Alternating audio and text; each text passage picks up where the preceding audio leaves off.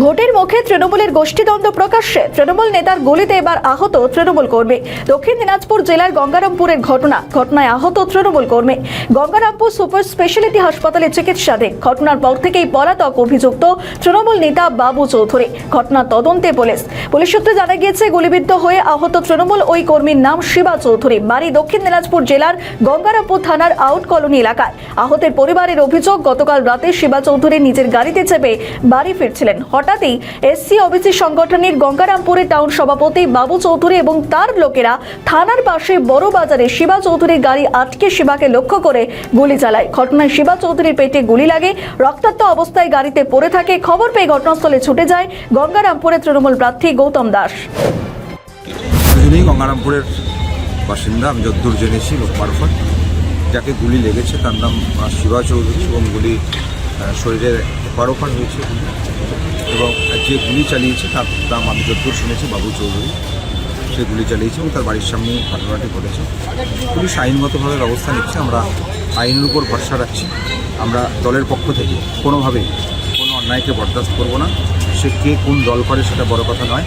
আইন অনুযায়ী যা ব্যবস্থা হয় নিশ্চিতভাবে পুলিশ আইন ব্যবস্থা। আমরা যতটুকু জানতে পেরেছি, এই যে বাবু চৌধুরী তিনি তৃণমূল কংগ্রেসের এসসি ওবিসির যে টাউন তিনি প্রেসিডেন্ট রয়েছে, তাহলে এই যে তৃণমূল নেতা গঙ্গারামপুরের বলা চলে, সে গুলি করলো, যে গুলিবিদ্ধ হয়েছে সে কি তৃণমূল কংগ্রেস করে নাকি সে অন্য দল করে জন্য এরকম ধরনের? যে গুলিবিদ্ধ হয়েছে সে তৃণমূল কংগ্রেসের অ্যাক্টিভ ওয়ার্কার এবং যার নাম শোনা যাচ্ছে, যার কথা শিবা চৌধুরী নিজে মুখে বলেছে যে গুলি চালিয়েছে বাবু চৌধুরী, হ্যাঁ নিশ্চিতভাবে সেও তৃণমূল কংগ্রেস করে।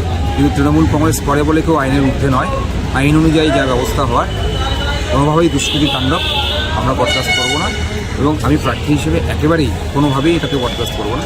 আইন অনুযায়ী যা ব্যবস্থা হওয়ার। কি জন্য গুলি চললো কি বলবেন? কিছু ঘটনা জানতে পারিনি, জানতে পারলে নিশ্চয়ই। ভোটের মুখে এই ধরনের ঘটনা কতটা প্রভাব ফেলি বলে মনে করছে? দেখুন, নিশ্চিতভাবেই মানুষের মনে তো একটা প্রশ্নচিহ্ন দাঁড়ায়, কিন্তু এর জন্য দল কোনোভাবেই এই ধরনের ঘটনার পক্ষে নয়। দল কোনোভাবেই এই ধরনের ঘটনার পক্ষে থাকে না। যে এই ধরনা ঘটিয়েছে আমরা আইনের উপর ভরসা রাখছি। নিশ্চয়ই আইনগতভাবে তার বিরুদ্ধে যা ব্যবস্থা হবে, দল কোনোভাবেই তার পক্ষে নয়। আহত পরিবারের সঙ্গে কথা বলেছেন? হ্যাঁ, নিশ্চিত কথা হয়েছে, নিজেও হসপিটালে গেছিলাম। গোষ্ঠীদ্বন্দ্বের কারণে কি এই ধরনের ঘটনা? এরকম কিছু বিষয় নেই। ঠিক আছে।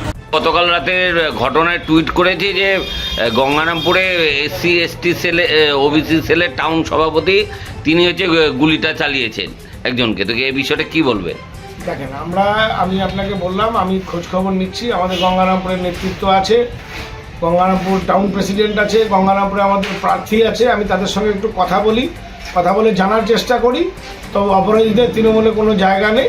আমরা আগে ঘটনাটা পুঙ্খানুপুঙ্খ জেনে তারপরে আমি নেতৃত্বের সঙ্গে কথা বলে একটা ব্যবস্থা করা হবে। মানে যে গুলি করছে তার বিরুদ্ধে কি আইনি ব্যবস্থা নেবেন? হ্যাঁ, আইন তো নিজের পথেই চলবে অবশ্যই। যদি ঘটনা সত্য হয়ে থাকে তাহলে আইন তার নিজের পথে চলবে এবং এখানে তৃণমূল কংগ্রেস কোনো বাধা দানের চেষ্টা করবে না। কিন্তু আমাকে সবার আগে জানতে হবে, আমাদের গঙ্গারামপুরের প্রার্থী আছে, আমার গঙ্গারামপুরের টাউন প্রেসিডেন্ট আছে, ওয়ার্ড প্রেসিডেন্টরা আছে, তাদের কাছ থেকে আমি ঘটনার পুঙ্খানুপুঙ্খ বিবরণী শুনে নেই, জেনে নেই। তারপরে আমি নেতৃত্বের সঙ্গে উচ্চ নেতৃত্বের সঙ্গে কথা বলে একদম যথাযথ ব্যবস্থা নেওয়া হবে। আমাদের ভিডিও ভালো লাগলে লাইক ও শেয়ার করুন, কমেন্ট সেকশনে আপনাদের মতামত জানান। আরও ভিডিও পেতে আমাদের চ্যানেলটিকে সাবস্ক্রাইব করুন এবং প্রতি মুহূর্তে খবরের আপডেট পেতে প্রেস করুন বেল আইকন।